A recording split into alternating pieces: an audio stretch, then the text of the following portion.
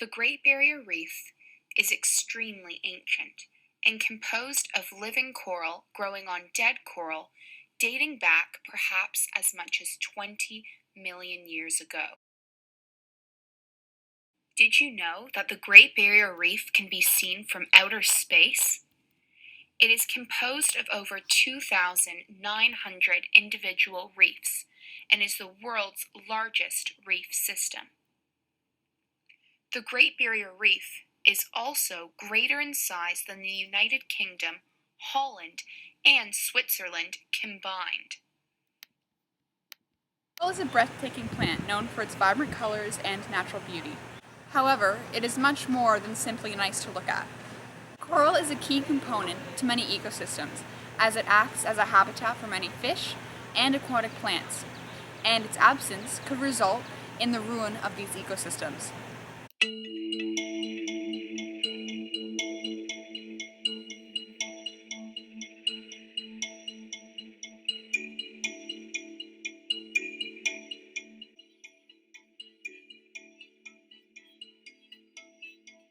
Sadly, the health of the world's coral is in jeopardy due to the phenomenon called coral bleaching.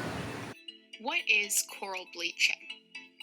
Coral bleaching can be defined as stress-induced damage caused to coral reefs. Coral bleaching occurs when the relationship between a coral host and zooxanthellae breaks down. Zooxanthellae is a type of algae that is responsible for giving coral its color. When ocean temperatures rise, corals become stressed. This causes algae to leave the coral's tissue. When the zooxanthellae leave the coral's tissue, the coral turns completely white, thus the term coral bleaching. The zooxanthellae do not only give coral its color. The specific type of algae are also very efficient food producers and provide up to 90% of the energy coral requires to reproduce. As an effect, coral begins to starve once it has been bleached. If the bleaching persists, the coral will die, and an ecosystem will die along with it. Scientists predict that 93% of Earth's coral has been bleached. That leaves only 7% of the Earth's coral completely untouched. Coral bleaching can be caused by a number of stress factors such as rises in water temperature, low salinity, poor water quality, and excessive exposure to sunlight. Though it seems like the before-mentioned stressors are the cause of coral bleaching, we must look closer to uncover its true causes. Rising ocean temperatures are a result of a warming climate. A temperature increase of as little as 1 degree Celsius is enough to trigger bleaching. This is caused by greenhouse gas emissions, which are released by humans. Scientists say that if greenhouse gas emissions continue to rise, mass coral bleaching events, like the one currently devastating the coral reef, will happen every second year by 2030. Low salinity is caused by melting ice caps, diluting bodies of salt water. Ice caps are melting because of climate change. The climate is changing because of the negative impact of humans on the planet. Poor water quality is also a human-caused issue. Water pollution can be caused by a wide variety of things such as runoff from farms and cities, littering, and pollution from point sources such as raw sewage from cruise ships. Humans are also responsible for the final stressor, sunlight that is too bright. By using hairspray aerosols, refrigerators, and air conditioners, humans contribute to the release of chlorofluorocarbons. When chlorofluorocarbons are released into the atmosphere, they bind to ozone molecules, contributing to ozone depletion. Because of this, more UV rays enter the atmosphere since the ozone layer is thinner than it should be. After taking a closer look, we can clearly see that the root causes of coral bleaching are greenhouse gas emissions, ocean pollution, and ozone depletion.